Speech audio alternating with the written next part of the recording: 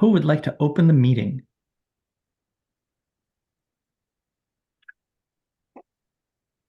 Are you requesting a land acknowledgement?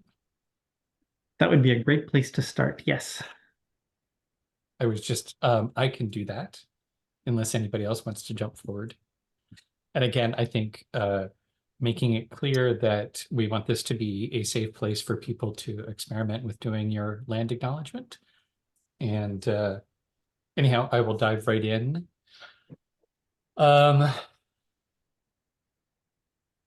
well, I start by channeling Norm Leach. Um, and we start with a land acknowledgement because we are acknowledging that the land is what connects us all.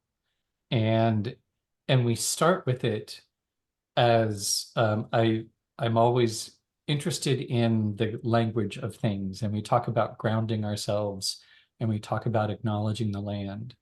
And there is something about how we can come back to our own sanity when we recognize how we are held by and interconnected to the land. So we start with it, and my understanding is that this is a long-standing indigenous practice. This is not related to reconciliation. This is an ancient way of making sure that meetings go well because people start in the right place. They start in a good way. And so, in that spirit, I invite us all to find our own personal connection with the land and our groundedness. So, I invite you to, if you're comfortable, close your eyes, take a deep breath in, inhaling energizing, cool, refreshing air. And on the exhale, allow your weight of your body just to sink into the seat and feel the seat coming up and supporting you as a sign of the earth coming up and supporting you. Feeling that feeling of gravity hugging you to the earth. Wondering at the miracle that gravity is not too strong to incapacitate us or too weak to let us float into space. And feel into that connection where you are right now in the landscape, in the physical landscape.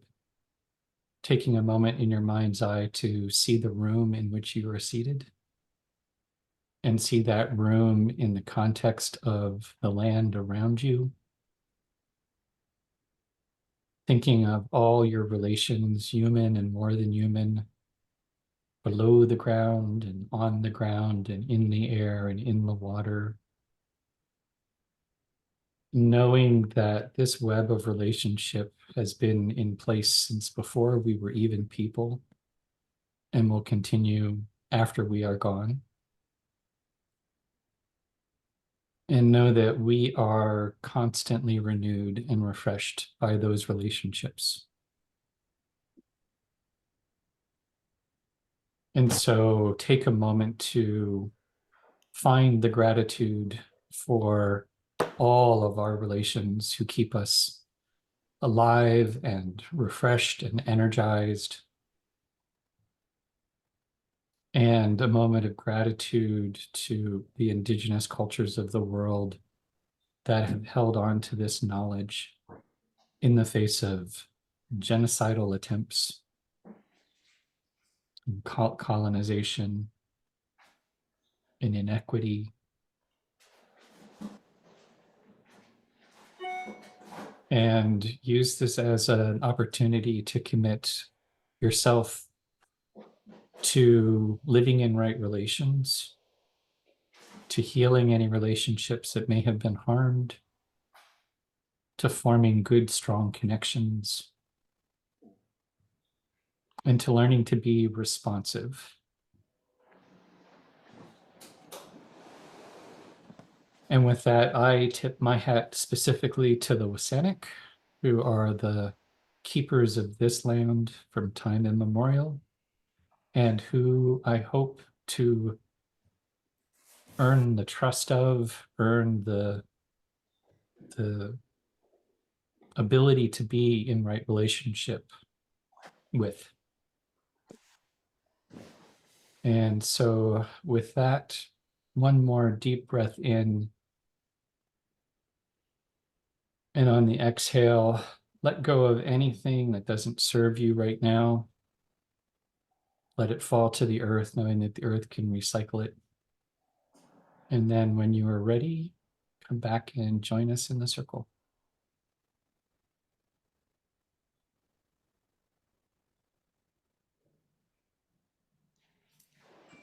Hi, Linda. Hi. Sorry I'm late. Hello, everyone.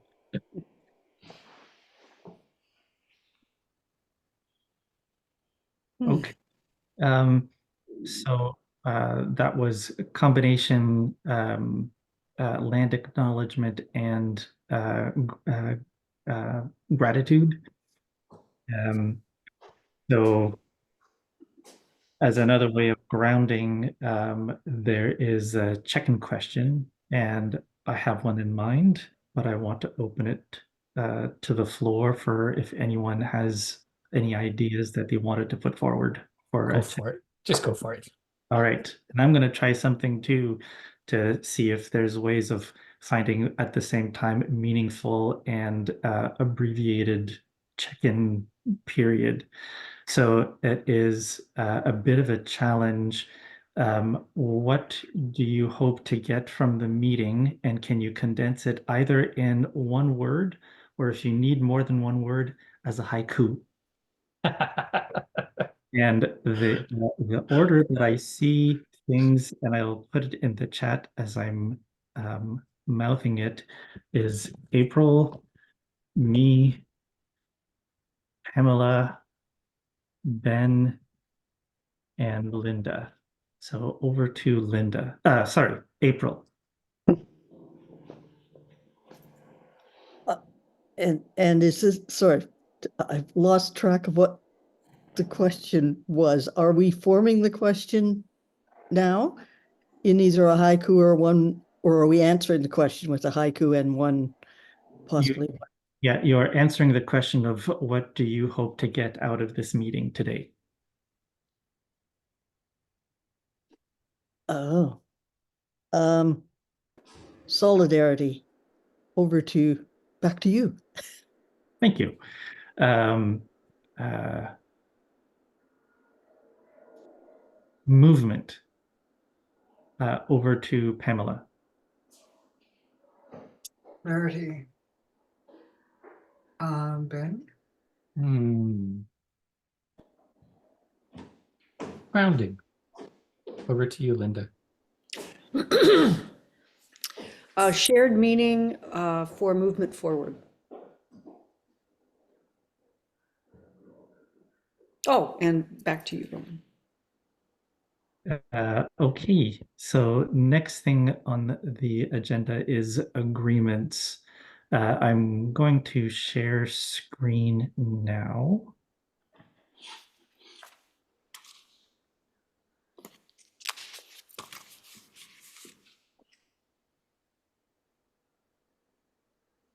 All right. So I have a question. When I share screen, do you see my the bar with all of the pieces on or not? You don't. Okay, great. So would anyone like to go over the agreements for us? Is just what's that? So I would if nobody else wants to. Okay. I'm willing to relinquish this activity if anyone else would like to do it. I like doing agreements. Can I do it? Okay, yes. And the agreements are always a proposal. And really, we are answering the question, what do we need to be able to be here and present in the meeting? And so it's always a moving target. And but we offer up some tried and true, which often are a good place to start. The first is remembering that we're all in this together. And we are collectively sharing the responsibility of the meeting and of the Lifeboat Academy. We all have choice. No one has to do anything. and choices have consequences, and there's nothing anyone can do about that. We lead with curiosity, kindness, patience, compassion, and gentleness, because it's the most energy efficient way of working together with others. We listen first for understanding, both to ourselves and to each other. I think it also kind of underscores the curiosity part. We are all encouraged to speak from the heart, about what is true from us for our experience. And remember the both and, because what is true for other people may be different. And we live in a world where both can be true. And try to avoid oversimplifying into the either or choices. And an encouragement to have fun, keep it light, keep it simple, find the humor, which is not to say there's no bright siding allowed. We're not pretending like things things can also be dark, and we can talk about heavy things, but we can have fun with it as we're doing it. And practical thing, the session's being recorded, and if anything in the recording feels like it compromises your sense of privacy, let Roland or April know, and that can get addressed, and make sure that that is not included in the recording. And that is the starting point. And then can you live with these? And is there anything that you would like to add? So should I pass back to April? Thank you. I can live with these. I want to reinforce to have fun. I'm telling myself to have fun, actually, and to remember to keep that in just about everything I do. Over to Roland.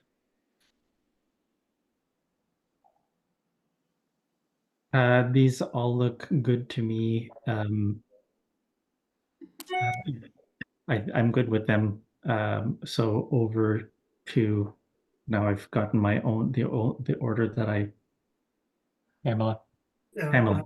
yeah, it's fine with me. Ben, Yep, good for me. Over to you, Linda. Same. Good, good, good. So to you, April.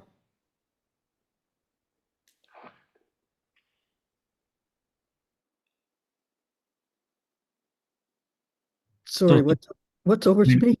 Oh, well, you look like you're next to me, but maybe it's Roland. I don't know. Somehow you two are, I guess you're both Yeah, you're facilitating, so I'm not sure who goes next. thank you. Should I go over the primary functions? Because that's something I was just reminding myself earlier today. So this particular guild acts as the emotional heart of the Lifeboat Academy, creating opportunities for people to develop deeper relationships with themselves, each other, and all of our relations on the farm and beyond, I would say. Anybody have comments or a response to that? Ben. I had a similar, I was reminding myself yesterday of a theory of change. And because I think it's really easy when you get into the work to kind of get excited, get taken off course. And so I was thinking about how, as we're talking through the priorities that we've set for the guild, really thinking about the why are we doing it as well? Like, what are we hoping to accomplish as we do these things? So that's all. Just, I think, kind of building on that. So back to you, April, I guess. Oh, over to Linda.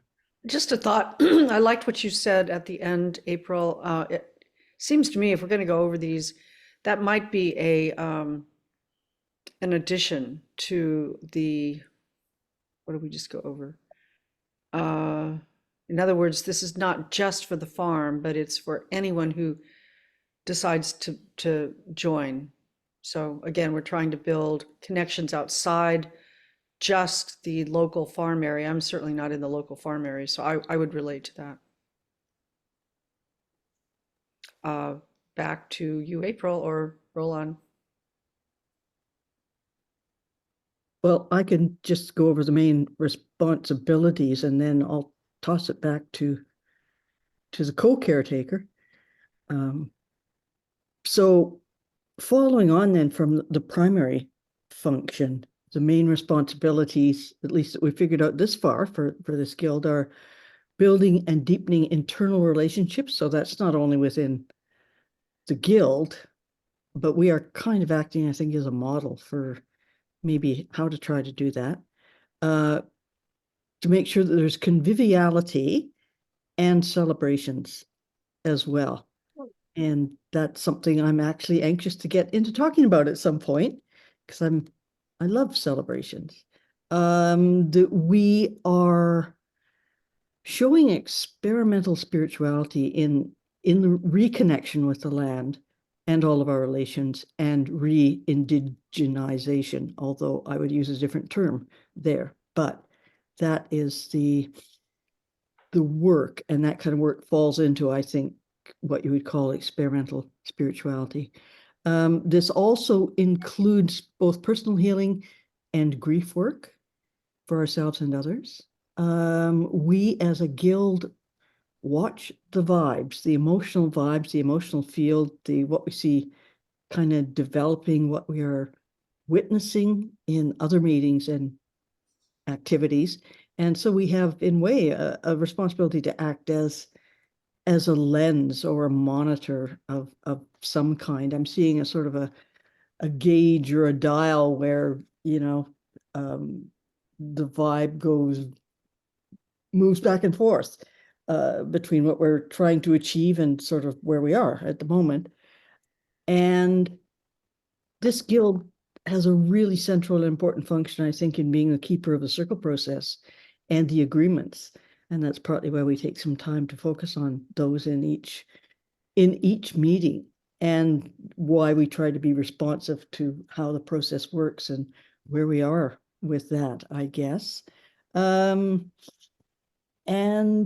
our other responsibility is to do things like build our agenda all together. So it's not the caretakers necessarily that are forming agendas or bringing agendas to the meeting, I think. And that's something that I have to keep remembering, because I tend to act over responsibly sometimes, giving people agendas when they don't really want them. So that's something that I need to look at. And over to Roland. Thank you, Ben, for taking the notes. I see that you've added Ben volunteers to take notes, so I'm acknowledging that. I think I'm going to keep my mute off because I haven't been pausing.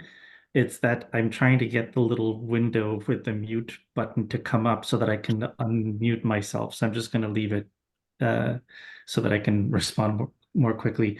And this is where we have the opportunity to set the agenda for today.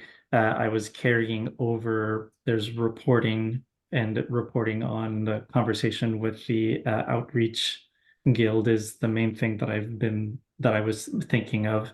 And then there's also the continuation of our conversation around the book club, book group, whatever that might be called. And so that's what I was thinking of. Is there anything else that we would want to bring to the agenda? And we can do that in a circle again. So I'll pass over to Pamela. Yeah, I'm not quite sure where it fits and if it's in the Heartwork space, but and you will have received the emails about Earth Regenerators, Transition Earth Regenerators, and their naming ceremony that's happening tomorrow. And my general inquiry into how Lifeboat Academy and Earth Regenerators, whatever they name ends up being, may or may not work together or be supports for each other. And because I've had my first experience with the 6 conversations in the Earth Regenerator space, and I know that they are kind of floundering right now, whatever. So I'm wondering about that relationship, whether or not that is something that's more maybe of an outreach, but it's also because I saw these 6 conversations mentioned here, something that I've got a question for myself with regard to how that could, if and how that could work as a connection, or if it's too premature for that. Ben?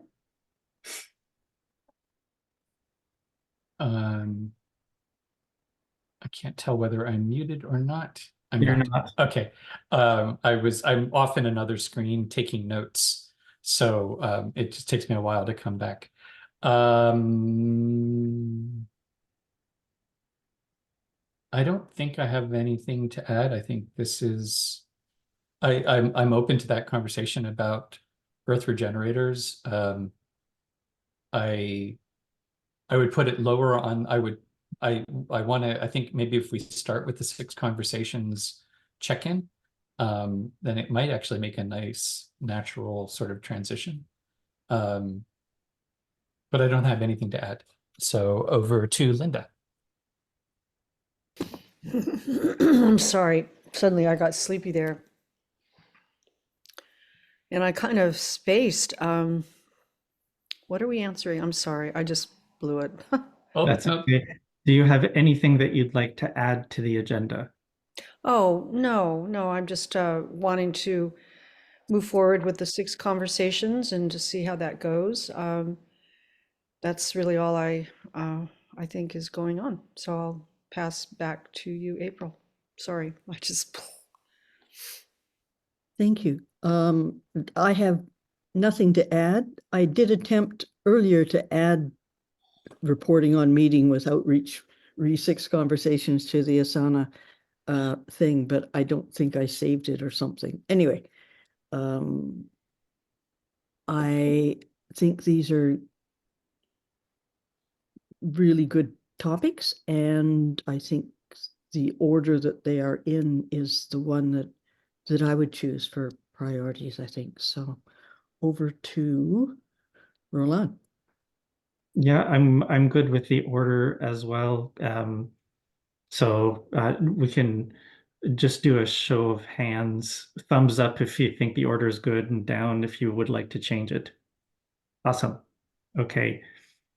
So reporting on the meeting with outreach on the 6 conversations. I have, I think that I have 2 other people who are at the outreach meeting. Would either of you like to report on that conversation, or shall I? I'm giving you the opportunity. Since I'm taking notes, I will take a back seat. Okay. And I'm taking notes in that task. So if you want to open up the task. All right.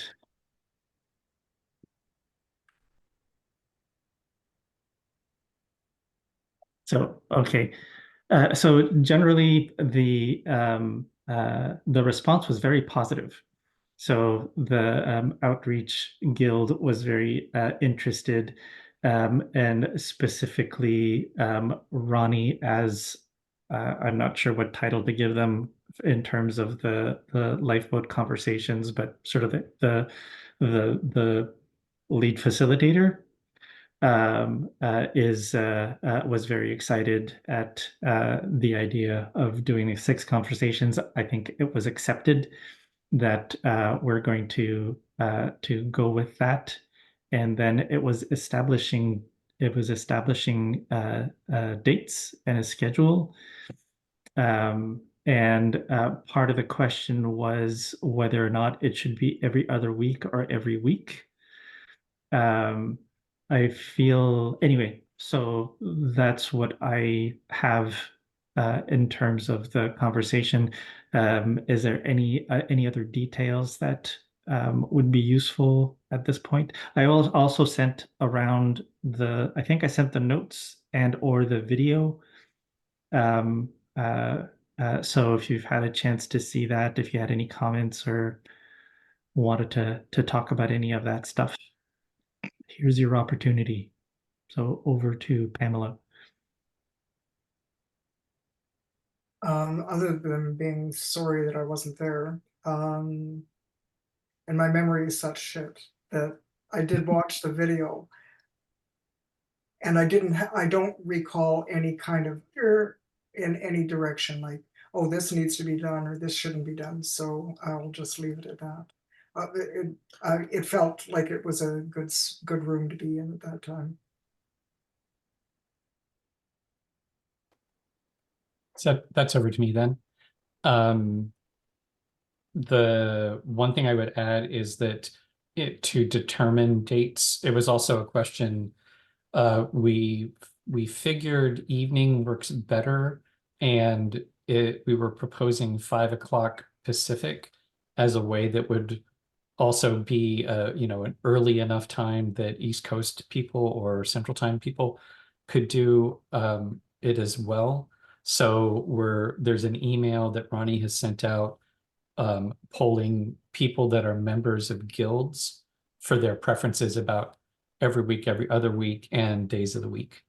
And Ronnie will be compiling that and sort of making a choice based on the results. And there was one other thing.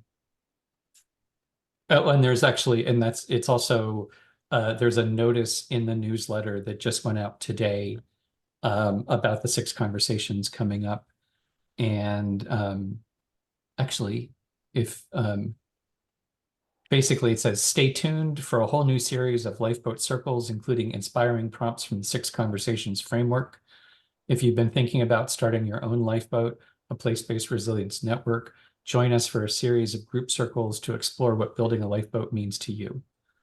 And then this is a pilot series that will run and more details coming soon. So there is motion and on the scheduling.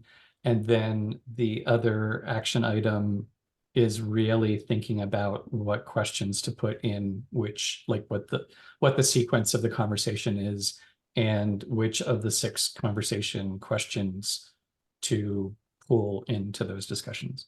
And also I think April and I also volunteered to facilitate or co-facilitate or be involved in it, I believe. That's right, we did. Yeah. So and I am assuming, I don't think I'm talking out of turn, that if anyone else wanted to also take part in the facilitation part, I think that would be welcome. And so I'm assuming that one of the next steps would be for the facilitation team to get together and come up with a plan for what conversations happen when. So that's what I would add, and on to Linda. All sounds good to me. It just seems like we need to know, when and where and how, and it sounds like it's all coming together. I have nothing really to add. On to you, April. Yeah, it feels to me the same, what Linda said. And I think it's a really interesting example of how guilds can work together as well. And, I think that we can probably report this process to all the guilds and say, here's what we found in the first attempt to engage across guildness. And here's how putting together our 2 roles worked to, bring this to fruition, or at least to bring it to a stage of planning around that. I think it's a good example of that. That's it for me. Over to Roland.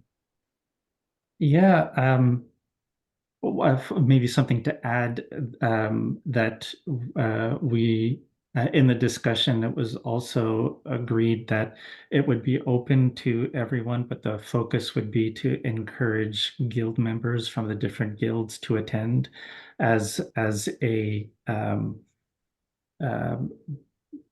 Lifeboat Academy building, sort of inner group building exercise, and helping all of us to come to a deeper understanding of what it means to build the Lifeboat Academy. So, and I was also thinking in terms of next steps, I would imagine that it would be, I'm proposing that it would be setting up a meeting time between the interested parties of the Outreach Guild and of the Heartwork Guild um, to discuss particulars.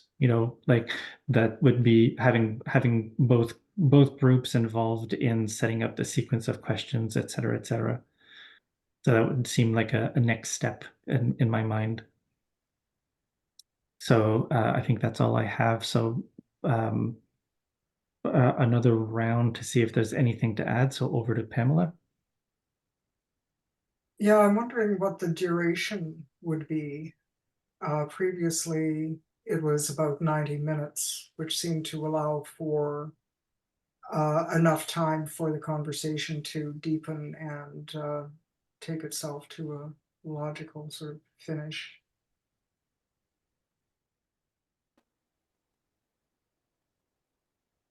If that's over to me again, I can't see the screen, but Oh, sorry, Ben. Yes, you're. yeah, yeah. That's actually we decided that in the meeting.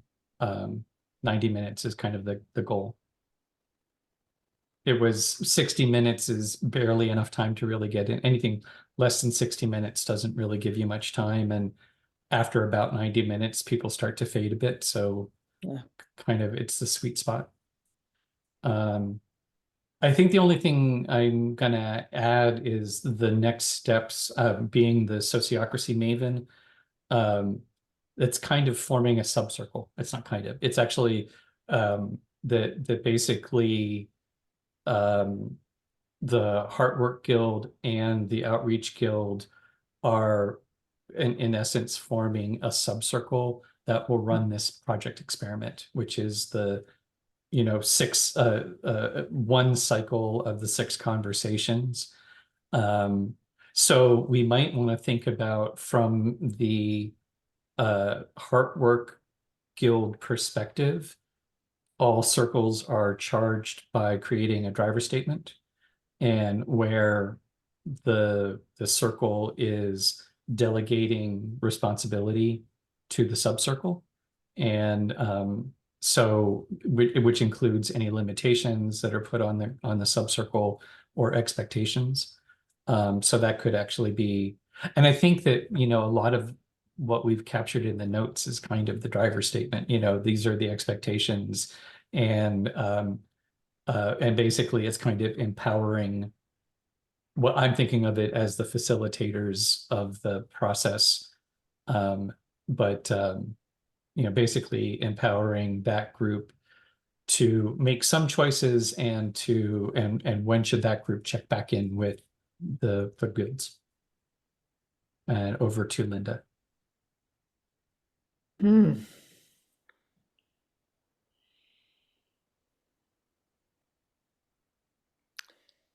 Yeah, let's do it. Let's go forward. Back to you, April. I have nothing to add. Is it back to, am I passing Pamela or I'm back to Roland? No. Okay, back to Roland. I don't have anything to add either. It sounds like I could be wrong. I think we agreed that there would be sort of a separate meeting for the subcircle. Do we need to decide who is volunteering to be in the subcircle, and then who will be the liaison with the interested parties in the outreach guild? Does that make sense? over to it. I think at this point it's not circle, it would be popcorn. Anyone, does that seem like the right thing to do? Or what would be an appropriate alternative? Yeah, I mean, I think that we've already named, at this point, it is Ronnie, April, and me who have expressed interest. And that actually might be one of the things that we include as a direction for that subcircle is, should we actively seek other membership, or just is it enough to let people know? It really is outreach and Heartwork. So, and I think everyone in outreach and Heartwork has been invited. So then it really is just a question of, we've already self-identified. I think technically we would want approval that no one has, we want to make sure no one has an objection about me, April, or Ronnie being that team. And as long as there's no objections, then it's just a question, are there any other directions that we want to send to the team? So responding to that or anything else, we'll do another round. So over to Pamela. So if I've got this right, I have no objections. And at this moment, I can't think clearly enough to suggest what directions to pass on. I trust the team to have a pretty good idea about what they're doing. And Ben, your turn. I think just to make it clear, I would add the direction that the team should report back to both guilds about the plan as it develops. So at the regular, that the team would report back at the regular guild meetings about the current plan. And probably that'll be enough of a feedback loop, I'm hoping. And over to Linda. And I have no objections to me, April, or Ronnie being on the team. Yeah, I guess I just have a question. Are we promoting this outside of just the farm? I mean, are we putting it out to the broader community? Cool. For invitations? Yeah, Yes. good. Do we know yet? Well, I guess we haven't settled on the date and time yet, so we don't know, but yeah, good. That's it. I'm back to you, April. Okay, I have nothing to add, so back to Roland. Okay, so we have, I think what we need now, Pamela has something that she wants to add. Go for it, Pamela. Two things. One, regarding the protocols of speaking out of turn, like putting up your hand, breaking a circle. Is that okay? I haven't been shot yet, so I'm assuming it's not legal. It's hard to do on Zoom. Yeah, it is. Yeah, well, where there's a will. The other question was, how far outside of this, like, would earth regenerators be invited into this at this point? What are the circles, that would be invited in? I think that's a good thing to add to the direction. And basically, can the subcircle report back? And if people have any ideas, we've talked already about, like Roland was saying, we're going to focus on trying to encourage guild members to participate and then make it widely available to allies or potential lifeboat builders.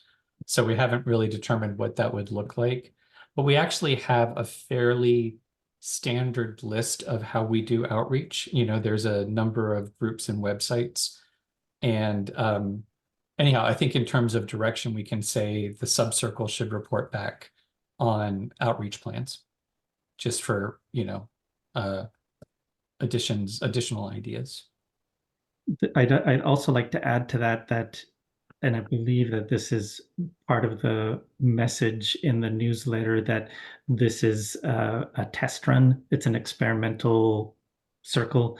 So people are welcome to attend, and it's also something that we're trying out. So keeping that in, I guess that could be a factor.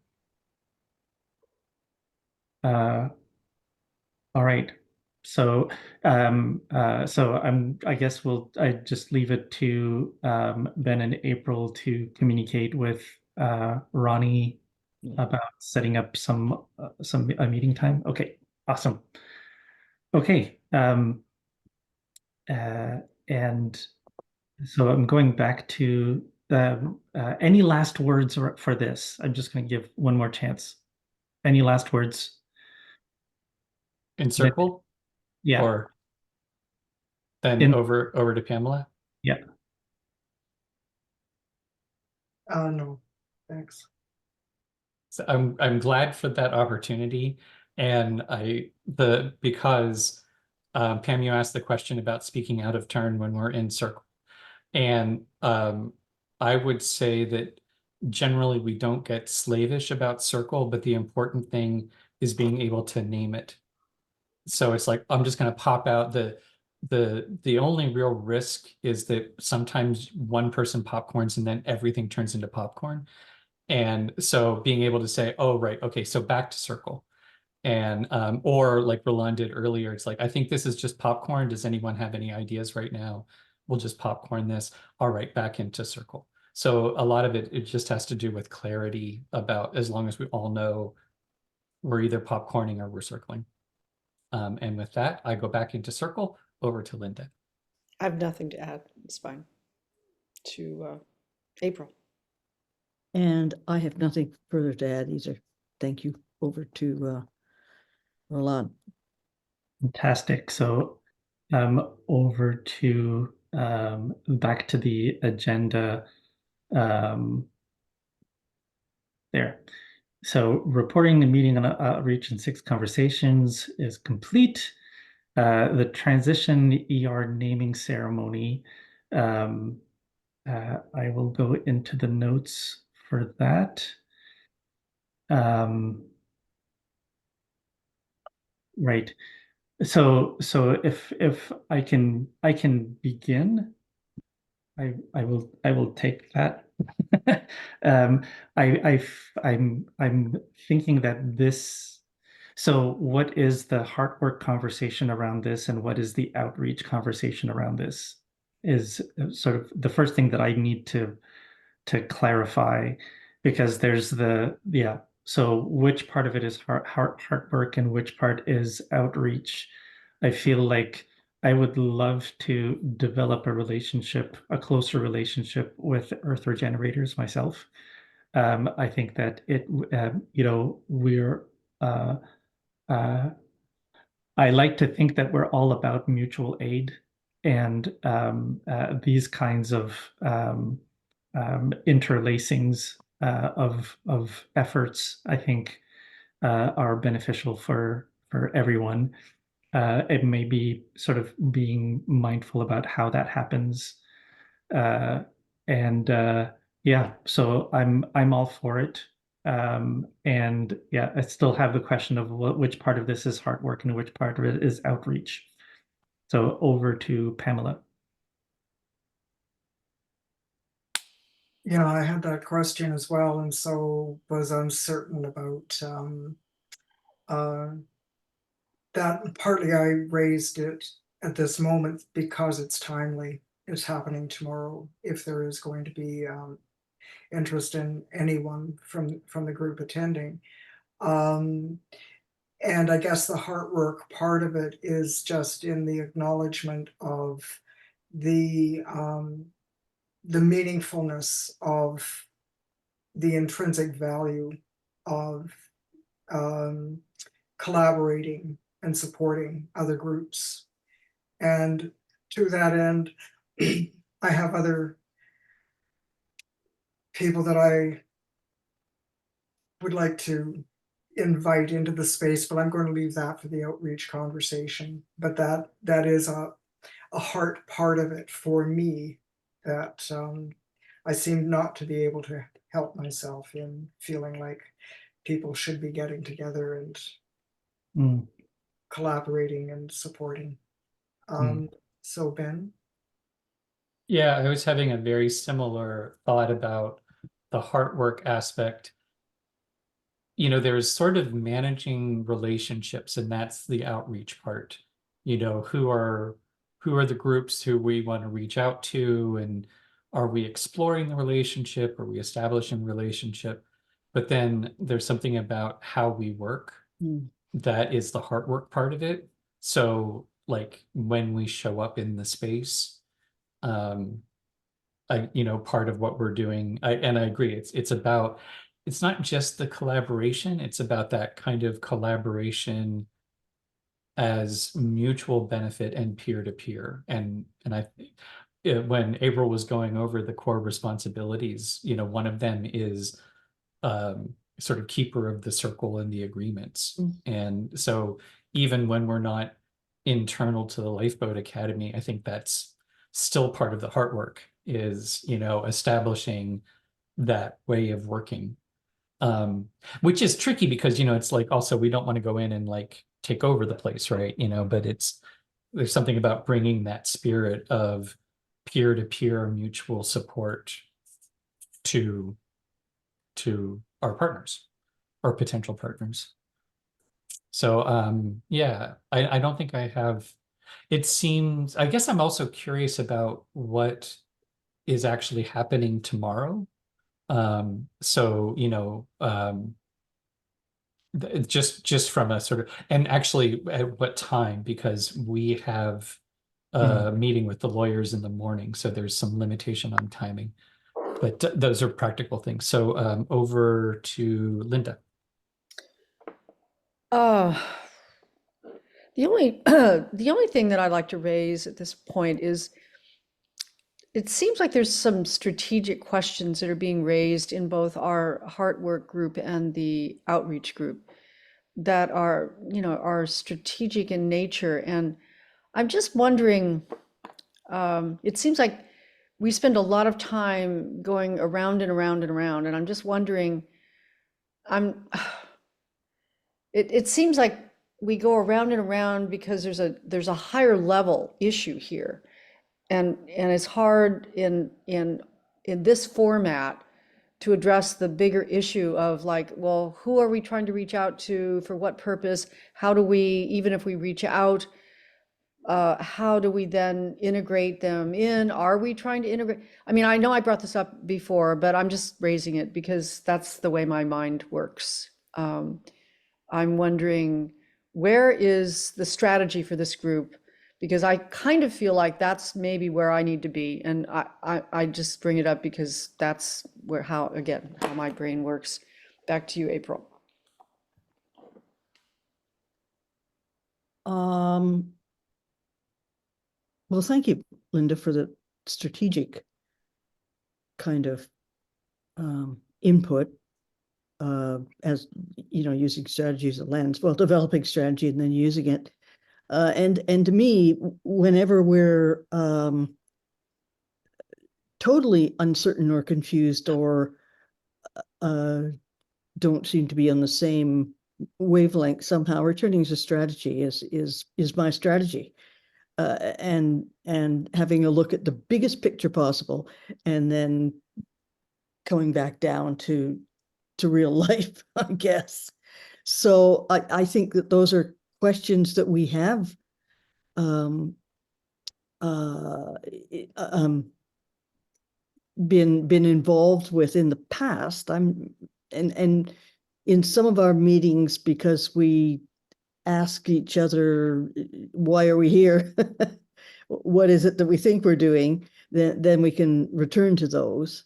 And I think it's always good to have those questions, the bigger questions, to remind us of why it is that we're doing what we're doing, and to pop us out of that task and action orientation back into how is it, I mean, it's a theory of change in a way, right? How is it that what we're doing is going to get us the outcome that we want?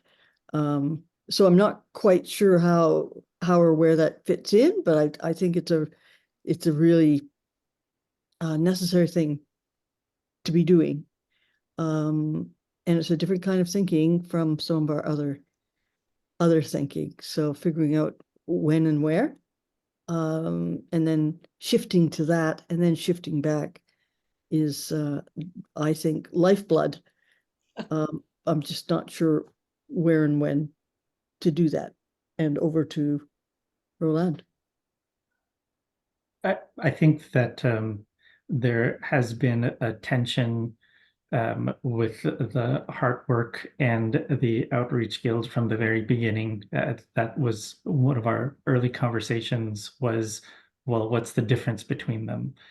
And we have some notes on that conversation, but is it when these types of questions come up again, is it going back? So part of the agenda, and I'm just going to go back. Part of the agenda is about, you know,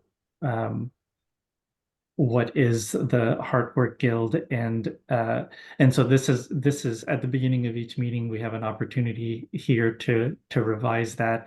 I for example, I underlined farm because Linda made a comment about not being on the farm, and then I was thinking, oh, actually that should likely be changed because we have a tendency of making reference to the farm, but what we're really talking about is the Lifeboat Academy, and the Lifeboat Academy writ large is not the farm. The farm is a part of the Lifeboat Academy. So what is it in either the primary functions or the main responsibilities that makes things unclear, and or is it going back to the driver statement and looking at that to figure out what's missing in terms of having a clear strategy? So with that, over to Pamela.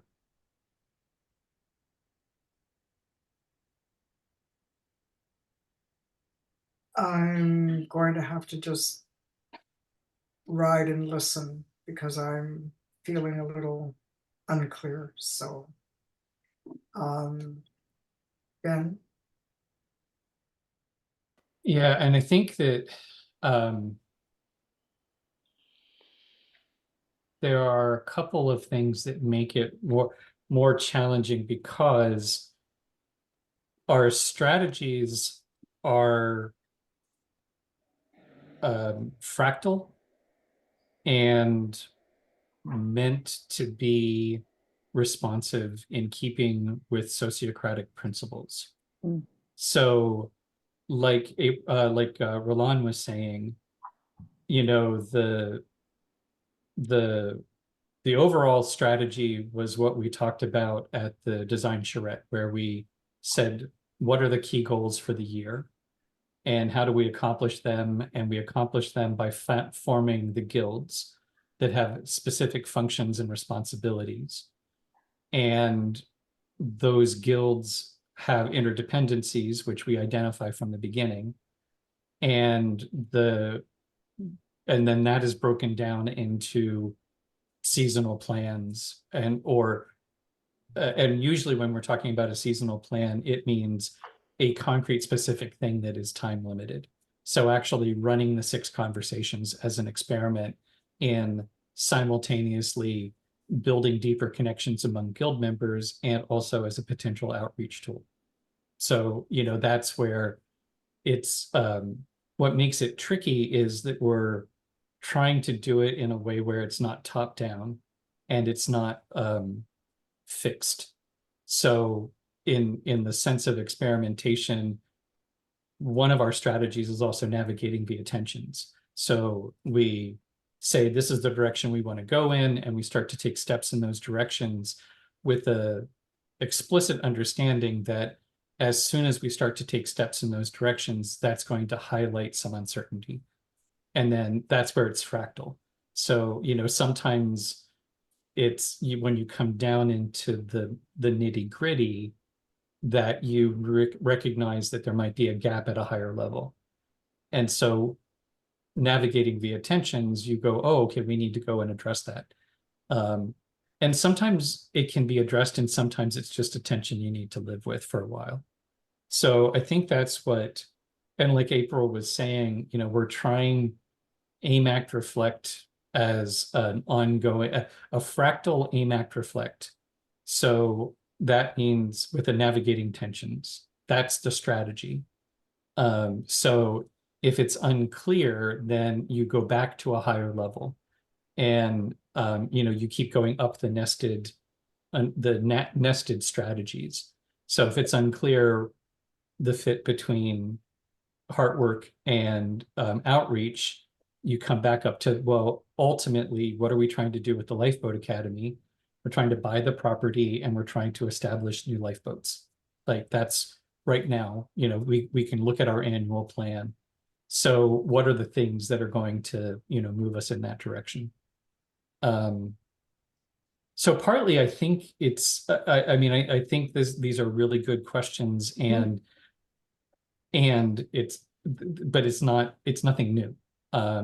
It's really kind of bringing us back to, oh, right, that's, you know, we should have this habit of saying, I'm a little fuzzy on things. How does this fit with the bigger picture? And then trying to create a structure that keeps it from becoming too chaotic, but still allows for there to be creative flexibility. So that would be my take on it. Over to you, Linda. Well, I hate to be a disruptor, but I mean, I'm sitting here and I'm thinking, why am I here? Like, how am I helping this organization move forward? And I have to say, I'm confused. I mean, what is, I think I asked in the outreach, last outreach meeting, some question, and it helped me a little bit, that this particular project, the 6 conversations, was more meant to help develop relations between and among people at the farm, or mainly. But then, Pam, you're raising this Earth Regenerators group, and I'm just wondering, well, then that, for me, that raises the bigger issue of, oh, then it looks like we are trying to do some outreach to grow the, you know, the Lifeboat Academy. I mean, when I decided to join with you guys and see how I could help and, you know, contribute, I really like what you're trying to do overall from a sort of a philosophical point of view, and a relational point of view, since I've hung in there, certainly with you, Ben, for decades, a decade at least. I mean, but I'm still confused. I mean, who are we reaching out to? And then if we are reaching out, how is that helping? You said to help buy the land. That's great. How is our 6 Conversations project going to help buy the land? I'd like to know that. And how is it going to help, what was the other one? Buy the land and outreach, right? Outreach, or some kind of outreach. So how can we use, because this will be, you know, the first thing that I've become involved with that is doing something other than going around in circles. So how does this effort help the academy to accomplish its goals? I'm still confused. And if I'm confused, others will be confused if they come in and are attracted to the 6 Conversations, unless this is just an effort to internally help us develop more and tighter relationships. And I don't know all the people on the farm, so that in and of itself could well be why we're doing this. I just want to get clear at this point. Off to you, April. Good questions. Just thinking, what'll I respond to? Sorry. I think it's really useful to be able to have a logic chain sort of up to other levels or across to other levels, however you want to see it, and then back again. So therefore, this makes sense within all of this. And so I'm not sure where it is that we would articulate that again, because we've done that before. And that is something that I do with myself sometimes when I wake up in the middle of the night and think, why am I here? what am I doing? How is it that I'm being effective in this operation, and how does this fit within my whole life and all my other operations? But I'm still hanging in here after years of doing that. So there's something that's happening.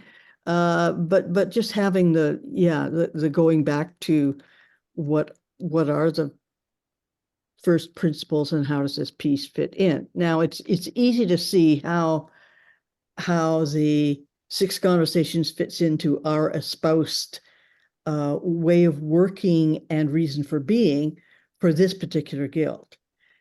But in everything we do, it's sort of an and also, and we're kind of always thinking, how else does this, how does this pull anybody else in, or how else does this affect anything else that we're doing beyond developing a guild, which is really new, by the way. We haven't developed guilds before. This is an unknown landscape in a way. The way of working has always been the same, but working within a guild structure, for me, certainly, is new. Anyway, having, I guess, some simple way of showing the practicality of this and what are the links. If we're up here changing the world by doing this, and that's reflected down here in doing this, therefore we do that, therefore whatever. And it's a linear way of looking at it, but it is one way of looking at it. We have lots of horizontal ways of looking at things, and that's partly why things take a long time to get to the decision stage. But the theory is that if we take that time, we make better decisions. They're more equitable, we act more like peers, and we learn as we go along, which generally I found to be true with all of this. And now I've lost myself in my own philosophy, so I'm going to pass on to Roland. Well, along with April, yeah, working in guilds is new for me too. And I think that collectively, we are figuring out what it means to work in guilds. So I guess the question is, when each of us, when we feel lost, when we feel like, why am I here? It is probably asking, well, what do I need to make things clearer? And what is it that I want to do? What do I want to contribute? Those are the things that I ask myself, because we're building something new. I think, anyway. For me, it's new. I don't know if it is new. It probably isn't, honestly. It's probably, I might be using different words for something that has been existing for millennia or hasn't been recognized. Anyway, I don't know. But what do I need to do to be able to contribute in the way that I want to contribute is the question that I come up with for myself. I don't know if that's helpful. And I think that these types of conversations are incredibly useful in specifically, in particular, to be, forget that a word I'm trying to add. These conversations are really useful because we're all trying to figure out what it means to work in guilds. And ultimately, we're proposing and we're building a way of being able to collaborate more effectively. So what is that? What are we actually doing? What does that look like? And can we collectively answer those questions? So over to Pam. Actually, this is pretty exciting.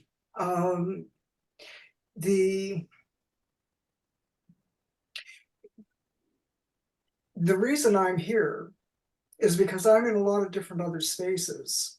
That's redundant, but I'm in other spaces where there's a real struggle to cohere and find ways of working together, making decisions, and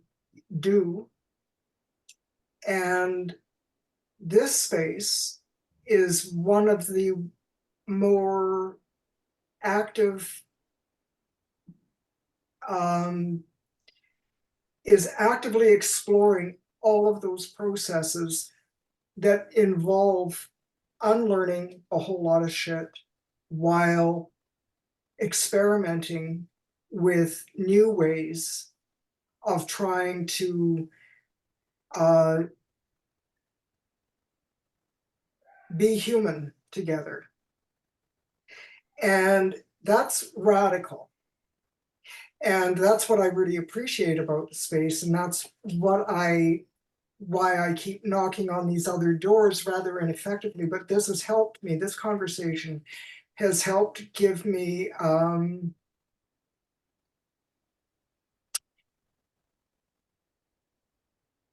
you all know I cry, right? So it doesn't matter. We're okay with this.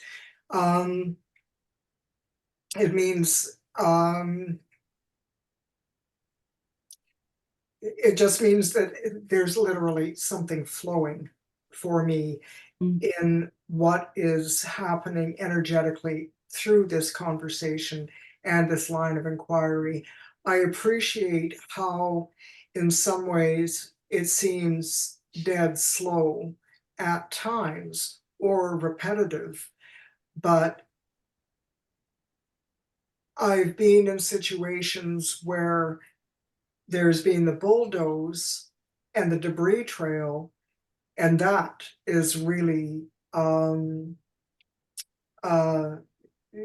takes a lot of time, and that takes a lot of energy, and that often hurts people, and you know you've got to clean up, or you get out, or whatever.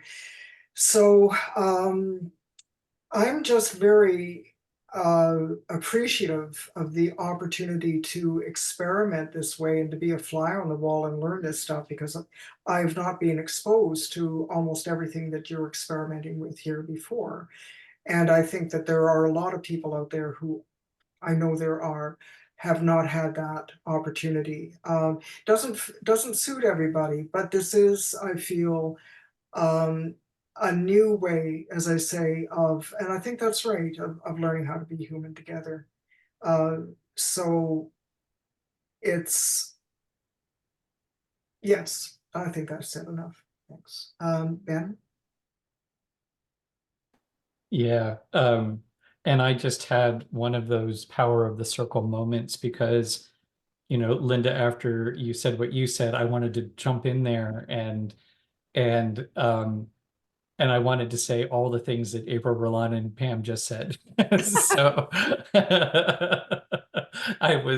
I'm very happy that I sat on my hands um and I think that, the parts for me are being in a what we're doing is countercultural. And it's like Pam said, we have to unlearn a lot of our expectations. And chief among those is that somebody else is going to answer that question for you. Someone else is going to tell you what you do, what you're supposed to do, or even what we are doing together. Because what we are doing together is only really defined by what we all bring to it. So the direction of the Lifeboat Academy is constantly changing a little bit, morphing a little bit as people get involved and bring up challenges, bring up, gaps, bring up, other possibilities. And I think that so it is about unlearning the idea that there's going to be, it's, one of my favorite lists in hospicing modernity are the C's of modernity: clarity, coherence, comfort, convenience. There's and a couple others, but it's this idea called control. These are the things that us modern types long for. We want everything to just be sort of predictable, and if we do X, we'll get Y. And what the premise of what we're doing is really that we will never know the right answer. We will always be in a state of flux where we are experimenting. And the best that we can do is to say, given where we are right now, what's the best thing that we can do? And then being responsive to the feedback. So doing it in a way that we can then try something, actually get to the action part, try it, and then be able to learn from it. So it does mean that the onboarding takes longer, right? Because we can't just say, here are the 3 objectives, and we've got 2 different determined roles that you can be in. But the idea, it's like Pam was saying, the idea is that it's going slow to go fast, and it's wading through some confusion in a way of letting the good stuff bubble up. And so I think, like April was saying, I think I'm always asking myself, what's my role here? Really, what is for me to do? Am I doing too much? Am I doing too little? Am I doing the wrong stuff? Uh, and I think that's just part of the work, and kind of in the end, though, getting to the so what. So, we talk around things, and it's aim, act, reflect in balance. So we talk about what we could do, what we're hoping for, how we think the world could work. And then we say, okay, given that, what can we do right now? Like right now, it's the 6 conversations, and it's a little bit outreach, and it's like, I can give you the list of people that we're reaching out to, but there are probably groups out there that we're not reaching out to because we don't know who they are. There might be better groups for us to be reaching out to, but we don't know who they are. And there's some groups that we've reached out to and it didn't go anywhere. And it seemed promising. And then in the end, we're like, oh, there's not really a fit. And then there's other groups like, Earth Regenerators, where there's a real fit and there's some stuff going on their side. So what we can do as the Lifeboat Academy is constantly morphing, because what's going on in Earth Regenerators is changing. And that's, in my mind, that's what it means to be relational. It's unpredictable and it's messy, and we're hoping that in the end it's going slow to go fast. And it's all in the spirit of experiment. We might be wrong. That's there. Well, actually, I will amend it. We are almost certainly wrong about some stuff. And right now we don't know what that is. And maybe we need to get more tight, and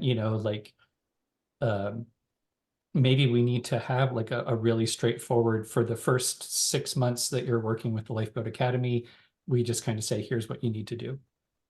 Maybe that's, a tweak that we can make to the onboarding, but, we're going to have to figure that out all together as we kind of, wander through it.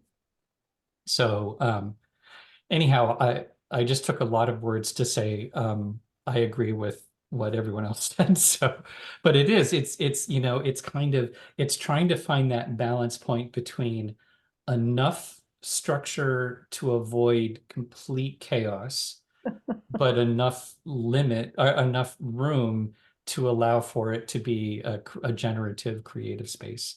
And if anyone has the perfect recipe for that, I'm all ears. So over to you, Linda. What a day this has been for me. I spent 3 hours this morning in my monthly dialogue group, and we finally, we've been together for 5-6 years now. I've been the primary leader, co-leader. I lost my co-leader about 2 years ago, and we kind of went to a rotating leadership function. But we finally today, for the first time ever in the 5-6 years we've been together, we had this conversation. Well, who are we? What are we trying to do together? So, and now I'm here with you all. And of course, in a dialogue group, we don't have this circle process. So, I'm understanding that you are doing something that's, given that I've been in a leadership position, which is basically saying dialogue is a completely horizontal process, and everyone wants to come to the dialogue group because it's all horizontal and we're all in this together, right? So, that's my orientation. But I have been the leader, or the co-leader. And we finally needed to address leadership. We finally needed to come together and to decide together, well, what are we doing? What is this group finally becoming, and how do we want to operate, and what's our culture? And what I kind of came away with is, what finally happened was one person stepped up, Because I said, I'm not doing this by myself. We have 62 members in this group, but only a handful come every time. And, you know, where's all the rest of us? And so I finally said, well, I'm totally willing to put out a survey and query and see where everyone else is, but I'm not doing this together or by myself. So I had one person who's, oh, I'll do this with you. Great. Ooh, terrific. And so we're going to like do that. But so I understand your experiment. I really do. It kind of comes back to what I noticed when I got involved with XR in LA. They were using this circle process. And I couldn't wait to leave because it got so laborious. And I'm noticing inside me the same thing. It's almost like there needs to be some sort of hierarchical process that holds the horizontal together. And I don't know what that looks like. I'm just raising it because I'm right there with you all. I mean, I get what you're trying to do. It's lovely. I love you all. I want to be part of something that could be, you know, broad and could be regenerative. God knows we need it in the world. But there's something that's not happening here of a strategic nature that's, for at least for me coming into it, and I would imagine other people might feel the same way coming into it, that needs to be figured out before we do an outreach function. I mean, how are we going to bring people in so that they understand the experiment, they don't get frustrated like I'm feeling my frustration coming up with. I don't want to leave, but I also don't want to continue to feel frustrated that it's such a slow process that we're not making sort of strategic process in growing the academy. So that's how I'm taking this all in. On to you, April. Well, Linda, I'm delighted that you're part of this process and have been delighted. I mean, we've known each other for, I don't know, a couple of years now through various sessions. And I love your bedrock knowledge and use of dialogue. That is an incredible asset that it's hard to get access to into other things in a way that makes sense. So I really appreciate that. And I also appreciate that you have a strategic sense. And maybe we just need to, you know, talk more about what that is. And the strategic sense may come from more traditional organizational stuff, or maybe something else entirely. I don't know. That would be interesting to find out. Strategic thinking is really, really necessary to anything, especially when we have a theory of change and we're trying to work out what that means. And I have a lot of faith in the fact that over time, if you have a reasonable theory of change will happen in spite of you almost, and you will get to the great stuff that you wouldn't get to if you're trying to push the rope, kind of thing. And actually in another life, Ben and I are partners doing developmental evaluation of those sort of change efforts over time. And in hierarchical and organizational terms, we see it happening. And we see indicators that really good stuff could happen if you do certain things in a certain way over time. And if you keep the basic motivational stuff there for people, and the engagement, I guess, engagement and involvement.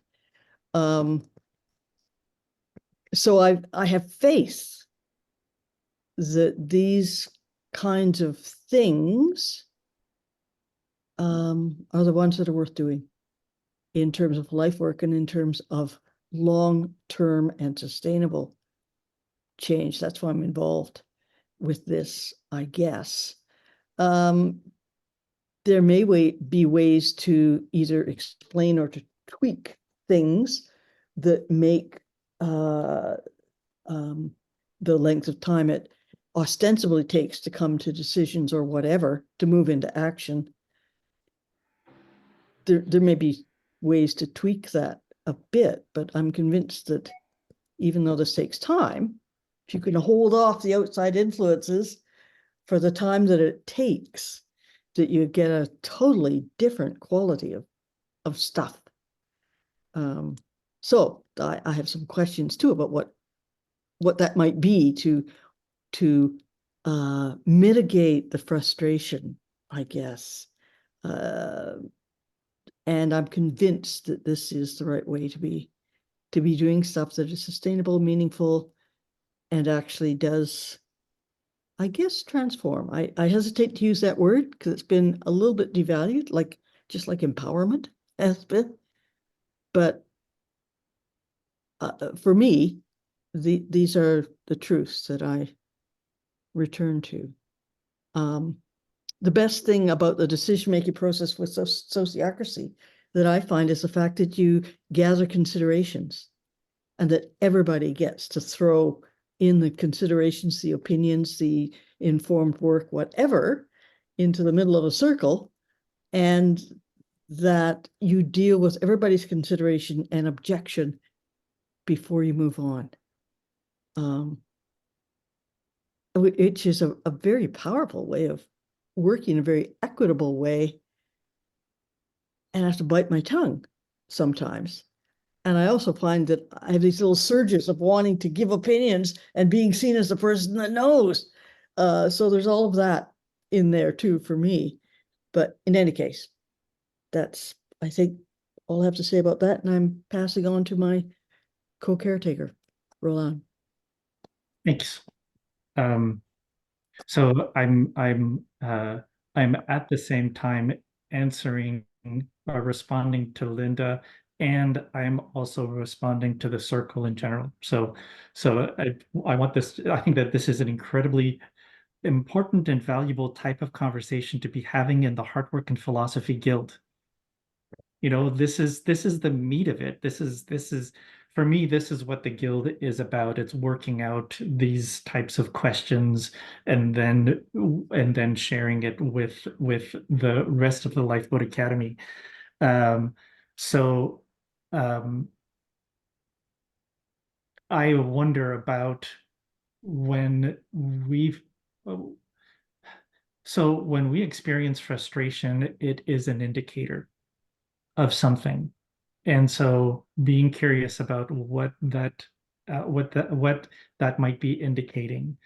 For me, I have been, and this is part of the hard work, I think, as well. I find that for when we have our circles, that the openings are long. And I want to get to the meat of the topic, and we go through the land acknowledgement and the check-in and then the agenda, and then it's a half hour in, and I would love to have an hour meeting. So I'm curious about ways of being able to just get to the topic. And at the same time, I also wonder about my own sort of and this is, for me, it's turning into words that I'm hearing too often, a little bit like what April was saying. But you know, is this part of my colonial upbringing that I just want to get to it? Because I know from experience and from hearing from other people that in Aboriginal traditions, a little bit everywhere in the world, there's the European reaction to a traditional way of meeting is that Europeans get really frustrated because there's all of this what appears like pomp and ceremony at the beginning, but that it's really all about creating connection and grounding and all of these good words. So that's a question that I have in myself, like, do I need to allow for this time? Because and is it useful? How is it useful? And or is it an also and where we can get to the topic more effectively or more quickly, or get through things more quickly? And so I think we're running an experiment, and maybe part of it is I I know that we've got the driver statements, and this is not water to me. I am not a fish to water when it comes to process and documentation and all of this stuff. So I probably come back to the same thing a lot because it's not natural for me. It's not a habit. But are we writing out these kinds of things as this is our experiment? Is that the driver statement? Like when do we review with the way it's working? Mm. Uh, when do we bring in proposals for ways of changing things? It could be more efficient, or that something seems to be missing, or when do we bring that in? Um, yeah. So I think I've probably thrown in more questions than I have answers, but this just feels like an opportunity. Have been things that have been sort of running through my mind for a while, and here I have the opportunity to do it. So over to Pamela. And I'm also mindful of time. It is 3:30. And I think many of us have many meetings during the day.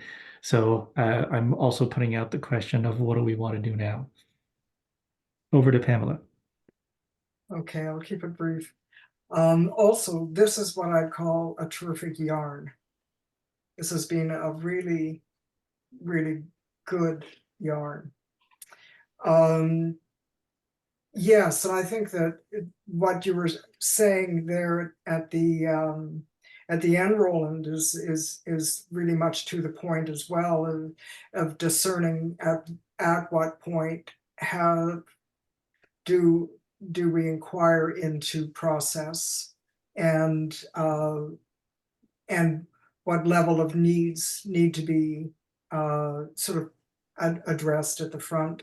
But the relationality that is established by some of those good opening protocols, I think, are very important. And then it's just a matter of maybe tweaking ratio or something. But the one term that's been addressed or brought up several times that I'd like to kind of mark as something to have a better understanding of is around this theory of change. And is there a coherent theory of change that everyone agrees to? I'm not aware of one. So I'd love to have that conversation at some point, and just know what it is that we mean when we say that. And I just want to also um, bring in that, I know this is more words, but it appears that it seems to me that a lot has happened within the Lifeboat Academy in terms of the doing. That guild process, that moving into the process of having the charrettes, etc. Again, really sorry that I just didn't have the capacity to participate, but that was a big doing. That was a huge structural piece that we're now experimenting with, and I'm very grateful that that work happened. Like that was huge. That was a really big deal. And there was one other thing that I was thinking about, that it really feels to me that this is a spiral process. We're not just going around in circles.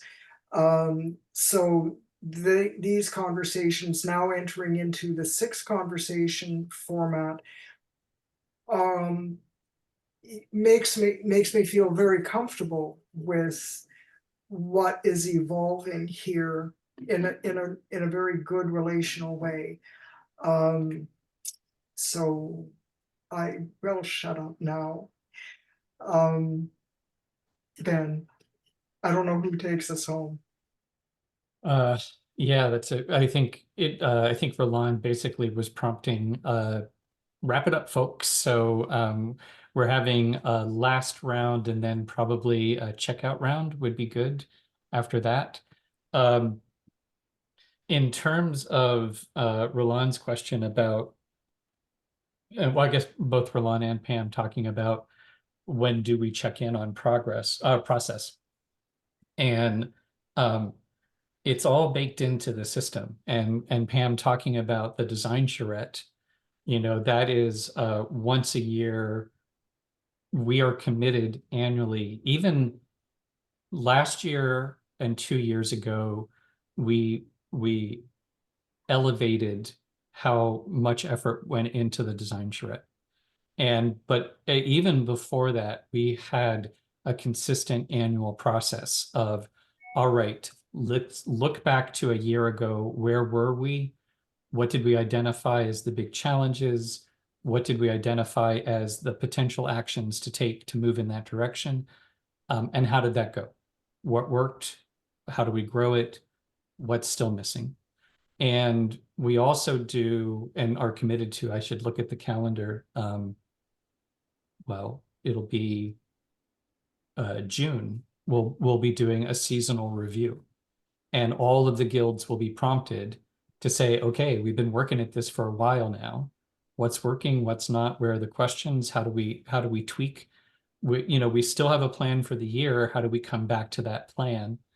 And so like that's when we talk about the experiment, we're talking about not one experiment, but actually a whole bunch of nested experiments, which are creating, and that's our theory of change, actually. Yeah. Our theory of change is that if you develop a process where you get everyone on board with how are shared understanding, how do we see the situation, shared sense of which direction is we want to move in, an action that that's a proposed action that you think will get you towards where you need to be, and a careful, timely reflection process where you are actively seeking and incorporating feedback into your next set of actions. That's the best we can do. And with the navigating via tensions, which is Roland pointing out, frustration is a synonym for attention. And we have a process in place for any time you feel an attention, a little one or a big one. It is meant to prompt that process of saying, oh, okay, there's this tension. Linda is experiencing a test of frustration about when are we going to get to it? Okay, what is below that, right? What are the drivers that are actually influencing that? And ultimately, what can we do about it? And so the process is there to recognize, more than just recognize, sort of acknowledge the value and benefit of when tensions come up.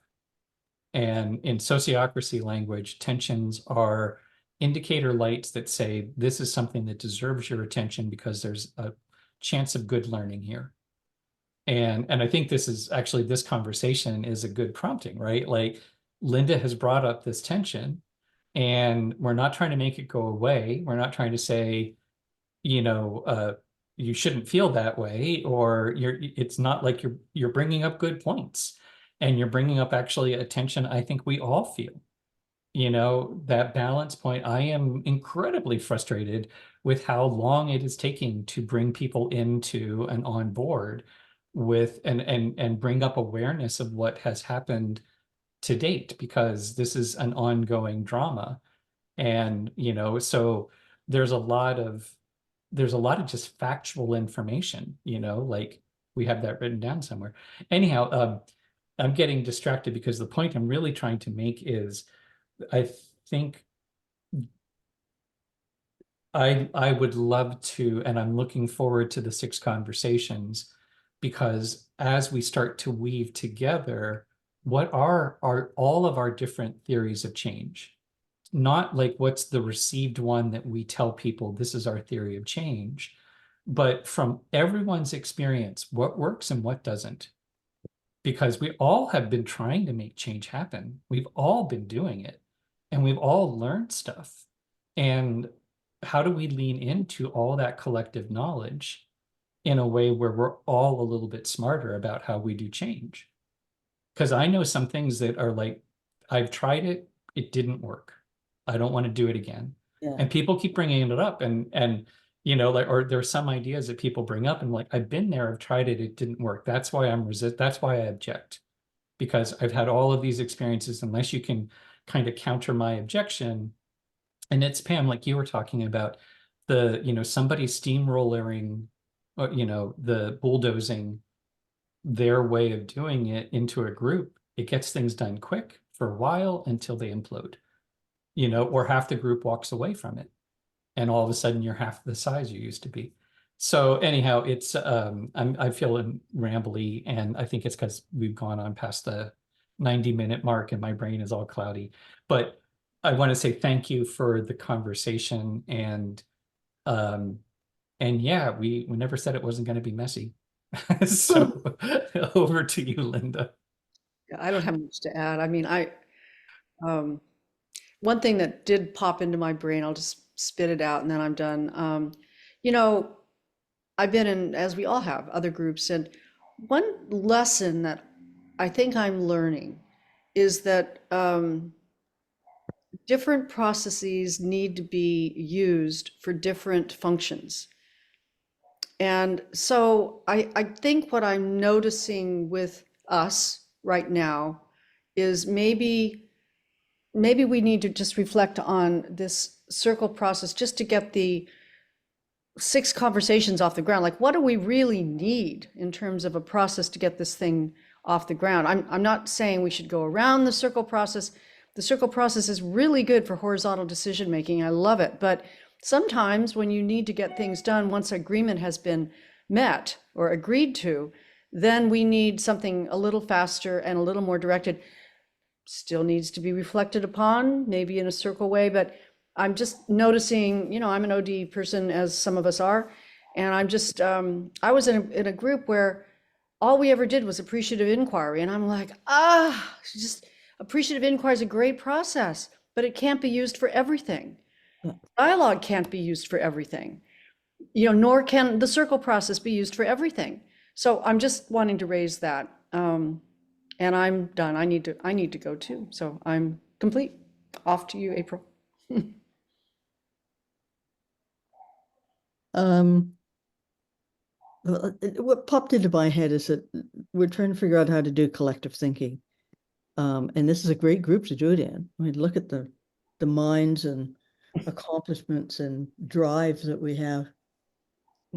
Each of us. It's a wonderful soup to be swimming around in.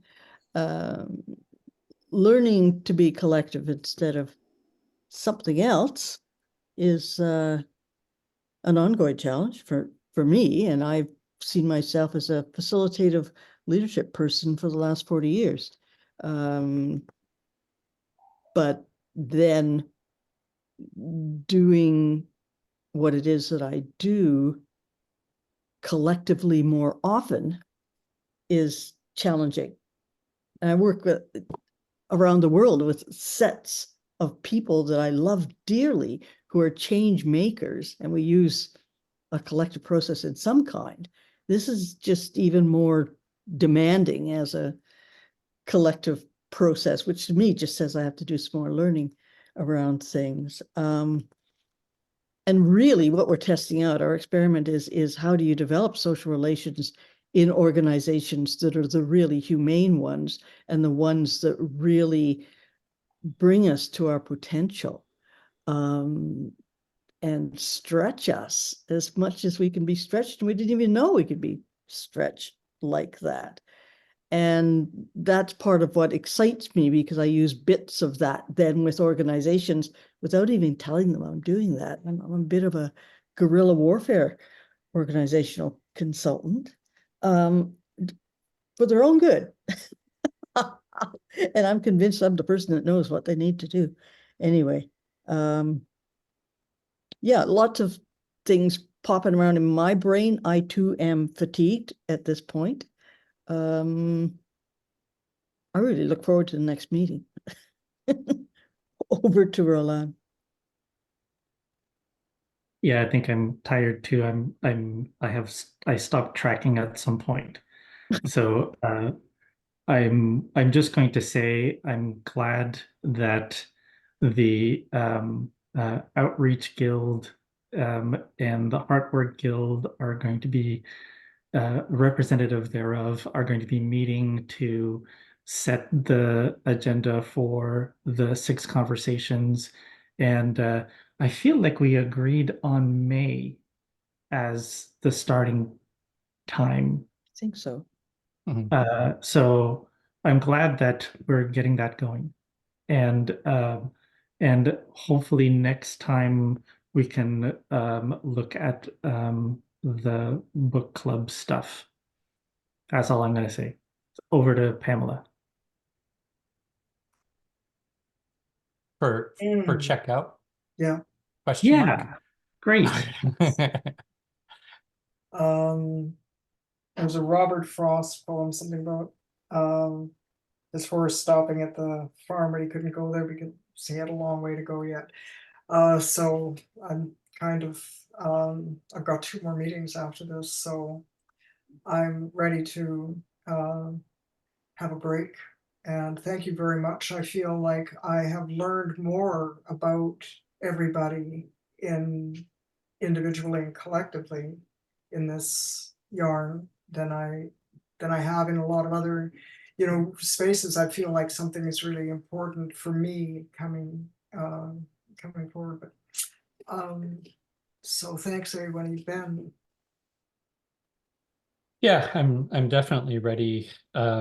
It has been a long and productive meeting, and I think I just want to say the point that you're making, Linda, about we don't use circle for everything. We don't use circle for everything, and we are all open, and like even how each of the guilds sets up their meetings is slightly different, and the guilds are the ones who decide what's effective.